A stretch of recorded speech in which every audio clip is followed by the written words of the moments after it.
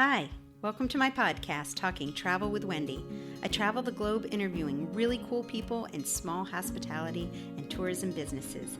Join me each week as I discover and share something or someone new with you. You can find more at www.travelwithwendy.net. And remember, it's always an adventure when you travel with Wendy.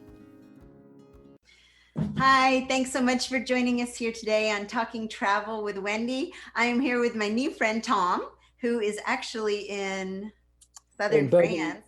Burgundy, France, central eastern France. So yeah, right in the middle. Yeah. Can't get more central than Burgundy in France. There you go. But thank you for having me on your podcast and your vlog. It's fantastic to be here. So Tom Davies is actually the Hungry Cyclist. That is the name of his Chateau bed and breakfast. You want to define it? Yeah, it's kind of the name of my alter ego, and my bed and breakfast and a book I wrote. And it's just, when I'm feeling like I need to be a superhero, I become the Hungry Cyclist. Yeah. And that happened. That started many years ago, and I've just kept the name. I like it. It's fun. I like cycling. I like eating, so it seems to work. So tell me a little bit about that journey, the cycling journey, how it began and what'd you do? So my first big bike trip was from New York to Rio de Janeiro. It took 2.5 years, about 20,000 kilometers. And it really started with cycle to work. Love cycling, would cycle at weekends and stuff like that. And did a cycling trip from London to the south of France and suddenly thought, wow, this is amazing. Yeah. You can just kind of self-propel yourself around the universe. So quit my job, flew to New York with my bike and spent 2.5 years cycling to Brazil. And so I had something to do. I collected recipes along the way. I love eating, and anyone who's ridden a bike for a long time knows that you get very, very hungry. So it seems like a good thing to keep me out of trouble.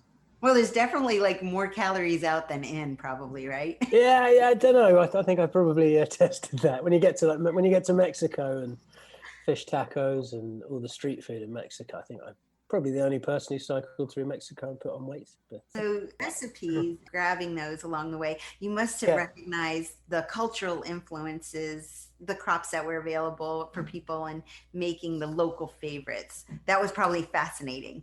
Yeah, for sure. I mean, whether it's the influences on what people eat, whether it's environmental, so it's weather and what can grow in certain places and certain soils, or certainly found mostly in North America, how immigration over the generations has meant that recipes from other parts of the world have just popped up in the foothills of the Rocky Mountains, and you're like, what's this recipe doing here? It's because some brave people once upon a time went to start a new life there, and now they eat this incredible food, and it's been a bit mingled with local ingredients. And that's something I found the whole way through the trip, is how people travel with recipes, and cooking makes people feel at home.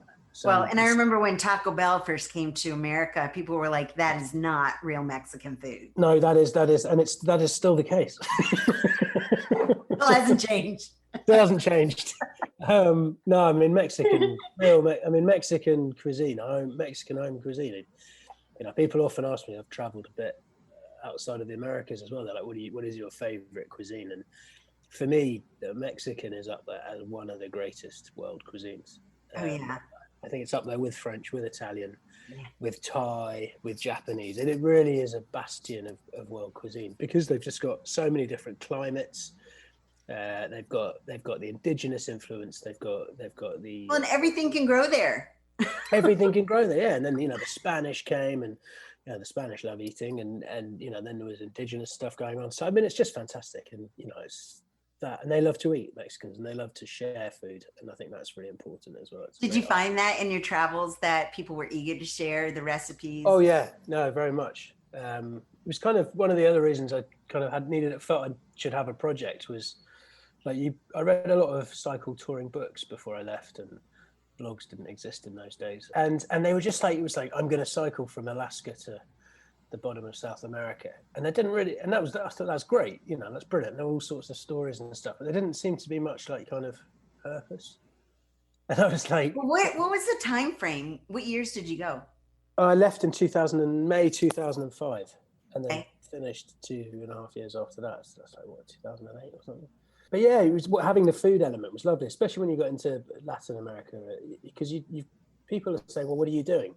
And if you say I'm riding my bike from New York to Brazil, when you're in America, people just about get that. They think you're crazy, but they can go, oh yeah, there are crazy people. I get that. But when you get to El Salvador, people are like, what are you doing? You go, I'm riding my bike from New York to Rio. That's just such a foreign concept. I mean, it just doesn't, they don't have the opportunity to do that in countries like El Salvador. You probably got a lot of why. Why are you doing I got a lot of why.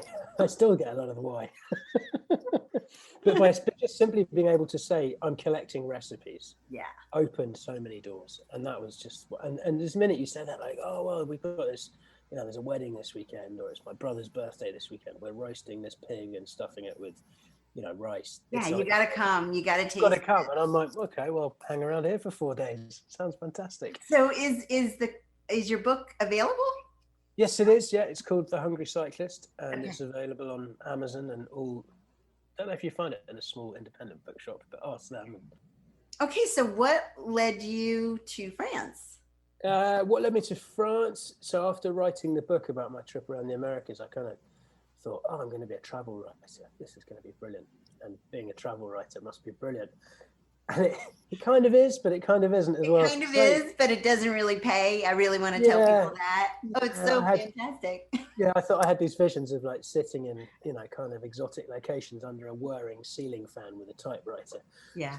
Smoking cigarettes and, that kind of thing. But that's not what it is. It's quite monastic and, you're having to sell stories and get into places. So I figured out I didn't want to be a travel writer, and then really had a good think and thought, well, one thing I love is hospitality and cooking. And I'd always thought running a place for people who love food and cycling and wine would be really fun. So I thought, well, I need to learn how to run cycling holidays. So I worked for an American cycling tour company for 3 years, and they set me up all over Europe, and I'd run cycling holidays all over Europe. And it was then that I discovered Burgundy and was like, wow, this place is pretty neat. But they've got a good quality of life here. One of my favorites. It's a good place if you're into French living and food and wine and just rolling countryside. And just that area of France, I went so many times. The Burgundy people are really warm and friendly, and so is the cuisine. The cuisine is hearty, and for sure. I found just a little bit different than other parts of France. Yeah, I think it's a very old-fashioned, hearty, like sit around the table. If you go for lunch in Burgundy, you're there till midnight. Oh yeah. To start with, that used to freak me out. I used to be like, oh my God, I've got things to do. And then I was like, no, you don't. Just sit down and have lunch for 6 hours. It's brilliant. So the food is very hearty. It's very traditional. It goes with the wine. The food matches the wine and the wine matches the food. I love the podcasting community. Last year, I had the opportunity to meet Felice and Peter Hardy of Action Packed Travel Podcast. Recently, I heard their interview with Tom, and they hooked us up. So I asked them to join us here for a few minutes. It's all about connection. So thank you so much, Felice Hardy, who has joined us today. Felice actually introduced me to Tom. So thank you very much, Felice. Thank you, Felice. You can listen to their podcast as well. And you want to talk about that, Felice, just for a little bit? I have a podcast called Action Packed Travel. And it's we've just done our 50th episode, and it's just about people who've had exciting adventures doing different things around the world, which is where Tom comes in. And Tom was actually introduced to us by another cyclist before that, so it sort of goes on. Yeah. Mad cycling. I love this community because we're all like, I'll give you a shout out, I'll help you here, I'll connect you, and I'm so glad that you did. Well, we're having a great chat. How are you, Felice? Everything well back in England? Yes, I had my first jab yesterday. Oh, congratulations! So I'm feeling a bit funny, a bit yucky. Oh dear. About 1 in 10 people have a reaction to it, so like a headache and things like that. So here's Peter. Hello, Peter. Hi, Peter. How are you? How you doing? So glad you could join us today. I'm so happy that you're here. And I'm sorry, but I'm also happy that you got your jabs. We have 3 out of the 5 in my family jabbed up. Oh, really? It's very important. Peter had no reaction at all. None. He had his more than a month ago. Yeah, I had the Pfizer one. Yeah. Very good. Yeah. You both look good on the jabs. Yeah. That's anything. It's slower in France, Tom. But we are a bit slow in France. Yeah, it's the 2-hour lunch break. Yeah. Everyone's like, jab. No, we've got to have lunch for 2 hours, so then Yeah. you don't get jabbed. That's what it is, I think. Yeah. How are you doing? How's it going? Yeah, it's very good. Very quiet. Very quiet because of obviously the global pandemic. But no, the weather's changing, which is wonderful, and spring is in the air, and out in the garden a lot, planting a few early things, pruning lots of things. Just been pruning the vines this afternoon, which was fun. So.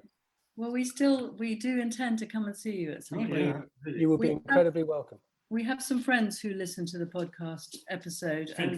French. No, this was Nick in Yorkshire. Okay. Yorkshire friends, and they love the idea of what you do, and they fantastic.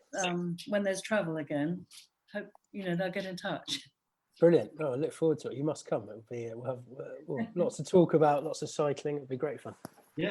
And you as well, Wendy. You have to come. I am so excited to bring a group, and I actually have. It's a huge cycling community where I live in North Alabama, and they like cycling and wine. So how perfect is that? They must be crazy. You can't go wrong with that. You can't go wrong, and a bit of cheese. Yeah.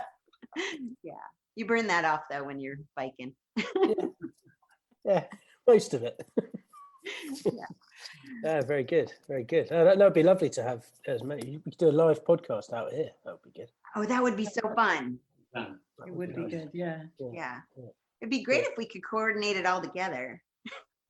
Yeah, because we've never met Wendy either, so it's all just through modern technology. Yeah.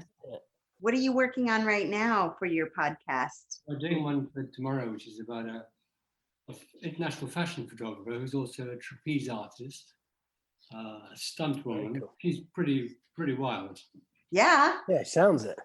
Blimey. So she's a fashion photographer and a trapeze artist. And a lot of other things. She is a distiller. She makes her own cider brandy. Okay. And a lot of other things. She's a microlight pilot. Sounds like a dream woman. Yeah. It's going to be a good podcast. Yeah, I'm definitely tuning in for that one. Yeah. But we ought to let you two get on with your interview. Thank you. Cool. Thank you so much for stopping by, and I look forward to catching up again. And we hope we speak to you very soon. Meet again, but meet in person. Yes. In reality, yeah. I am so ready. Me too. It'll be good. Yeah.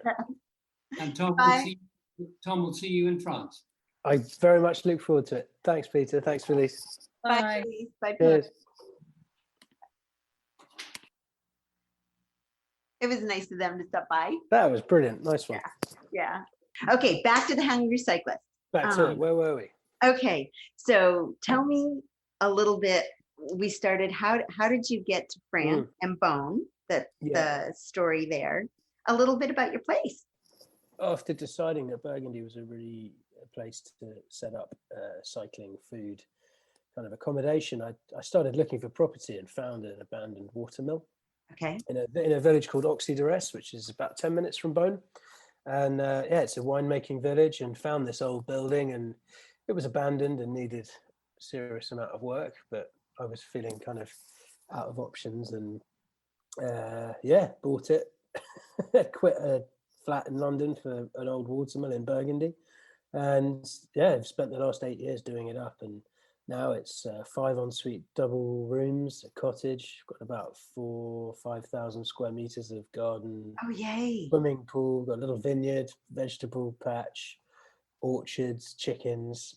It's kind of, it's my idea of paradise. And I'm so looking forward to checking out. Yeah, it's lovely. It's just a wonderful base where you can sleep well, have a nice breakfast, go biking all day, taste some of the best wine. And you organize that. You organize we organize that. Yeah, we do. We organize the bicycle hire.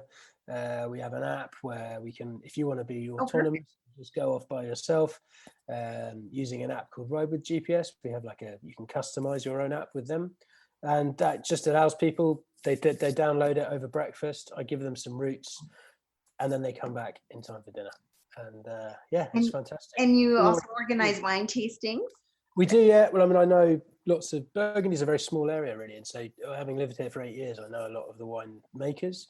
And yeah, we can organize kind of wine tastings to suit every level. You know, it's kind of winemaking, it's a bit like kind of jazz, you know, you can, it's kind of, you kind of want to, you don't want to go in with the kind of weird, wacky alternative jazz. You want to start, you know, if you've never been to Burgundy before, you kind of don't want to go right in at the top. You want to work your way through, and you know, that's the beauty of it. You're always learning, you're always picking stuff up, and I kind of think that part of our job is to introduce people to the wine, so it's something they can continue to enjoy, not just while they're here, but take something home with them. Oh, absolutely. Next time they're in a restaurant back in wherever they are in the world, go, oh yeah, okay, I remember that village. I remember Tom talking about, you know, the terroir and the minerality of that wine, and so let's order that. And okay, that's interesting. What I want people to take away a bit of the kind of culture that we have. And my memories are that again, it pairs so well with the cuisine from that region. It does, yeah.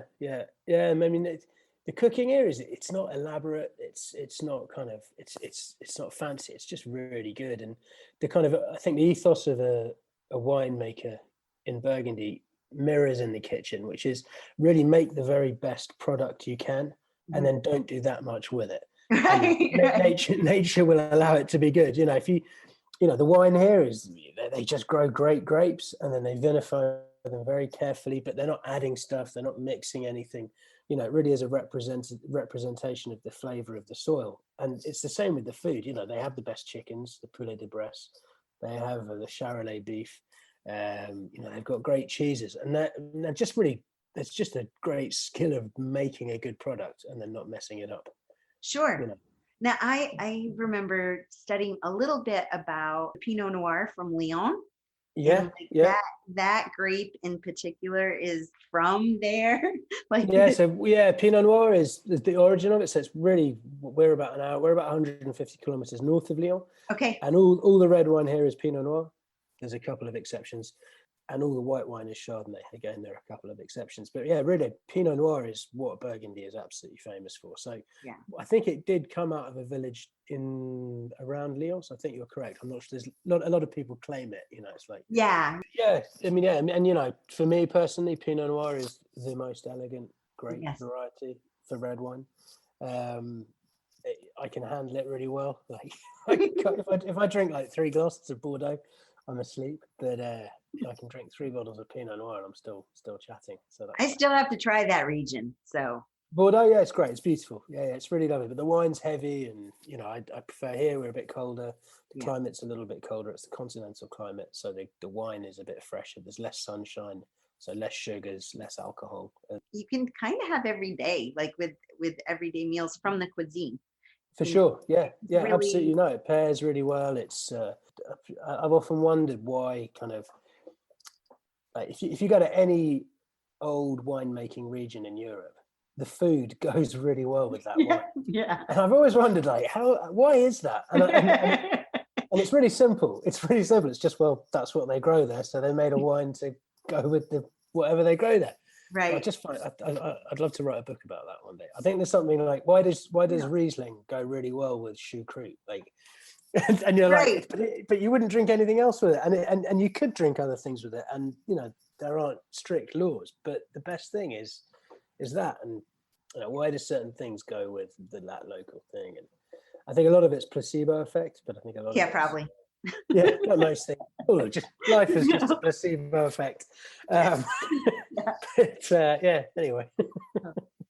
So Daytrips, you know, from us, we're really well situated in, you know, the centre of Burgundy and the centre of the Burgundy wine region.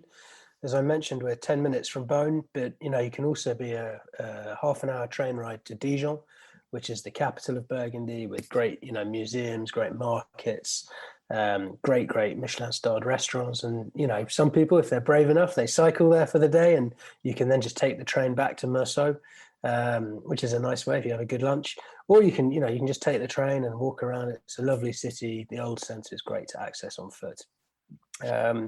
And yeah, also, I mean, just the countryside away from the winemaking countryside is beautiful. We've got a lot of history here. Vézelay is not far away, which was the kind of Santiago de Compostela starting point. So very kind of religious and part of the monastic dynasty that was here after the Romans. And then we've got a lot of kind of Gallo-Roman and Gallo historic sites here as well. So, for history nerds, we've got a lot going on. For people who are into food, we've got a lot going on for wine and, just beautiful, calm countryside. Okay. Yeah, one thing I play. So I sing in a rock band. Okay, that's cool. Sing in a rock band in the village. There you go. Rock and roll. And because the village we live in is called Oxy Duress. Okay. And there's a group of us who are here. We have our lead guitarist is from Pennsylvania. Our bassist is from Boston. What part of Pennsylvania? I want to say Philadelphia. Is that right? I got married right outside of Hershey. So okay. Oh, cool. Well, we were practicing the other night talking about Philly cheesesteaks. Well, he was talking about Philly cheesesteaks. I was like, did he prepare them for you? No, he's going to. We'd already eaten quite a lot before that, so it kind of wasn't appropriate. So yeah, our lead guitarist is from Philadelphia. Our bassist is from Boston. Our drummer is English, and our pianist is from North Carolina. Okay. Because we all live in this little village of 300 people, we're all. And you have 3 Americans and 2 English. It's really weird. And because our village is called Oxy Duress, we've called ourselves the Oxymorons. Oh, I love it. There you go. And we write a few songs and we play really bad covers. Middle-aged rock and roll, but we have a great time and we make wine, so we drink a lot. Yeah, it's very rock and roll. Yeah. There you go. In France, and yeah, we play at village parties and people's birthdays, and we have fun and feel a bit important. Okay, so how can people find you, Tom? So to find us, we have online presence is our main kind of way of publicizing what we do. We have a website which is thehungrycyclist.com. Okay. And then also on Instagram, Hungry Cyclist, and Twitter, Facebook, all that kind of stuff. But if you go to the website, you can see photos. We have a blog that we add to occasionally with recipes and what's going on here. But really, and have a look at the website. And if you like what you see, you have to give it. Are you, because of COVID, are you taking reservations now? And yeah, we're taking reservations. It's just hard to know what guests are going to be able to commit to. We are dying to see people here, to be honest. It's been a slow time, but it's hard for everyone. But we're taking reservations, and if people turn up, we'll show them a good time, and if they cancel, we'll wait game. So, but we do table d'hôte here, so I love to cook, which is strange for an Englishman. But we have our vegetable patch and our `orchards and our chickens, and I try and cook dinner here 3 times a week for guests, and we serve the wine that we make. We serve my parents-in-law's wine and wines that I like and that friends of mine make. And we cook. We do dinner here 3 times a week, and that's so it doesn't matter that the restaurants are closed. We can look after you. What are we waiting for COVID to finish? And really, I think we're looking here with what's going on with the pandemic. 2022 is really when things are going to get back to normal for us. So really, if you're looking to get away from wherever you're listening to this podcast from, we are more than welcome to host. We're more than ready to host you here, and it would be lovely. One of the benefits of this job, having traveled a lot, is that now people come here from all over the world, and you just get to sit around a table with a glass of wine and talk to people, and you kind of get to travel without going anywhere. Although I love to travel as well still. So really, if you're listening to this and what we do sounds interesting and fun, please have a look at the website, drop us an email, and we'll see what we can work out. Are you able to make a reservation a year out? Oh yeah, I've got people booking for 2023. You can really feel that people want to travel again, and people want to just ready. Yeah, it's so ready, and I get it. And I think that people here are ready to host again. It's if you work in tourism, it's not an easy time, and people forget it's not just about paying the bills. It's if you work in hospitality, you do it because you like working with people, hopefully. Right. And yeah, if you don't have that human contact of sharing where you live and what you do and kind of performing, whether it's cooking or serving wine or telling about the history or the winemaking, if you're not doing that, I'd much rather be doing this in person. Oh God, yeah, so would I. Yeah, we will. We will. We will, definitely. No, I look forward to it. Well, Tom, thank you so much for joining me here today on Talking Travel with Wendy. and being my guest. I so enjoyed it, and I look forward to doing the next one in person. Brilliant. Thank you very much for having me, and best wishes to all your listeners. Yeah. Thank you. Thanks so much for listening to my podcast today, and thanks to Tom Davies, the Hungry Cyclist. My channel helps support small businesses and share authentic experiences from around the globe. Want to support my channel or become a partner? Check out the links below in the description, or you can follow me on Facebook and Instagram too. And remember, it's always an adventure when you travel with Wendy.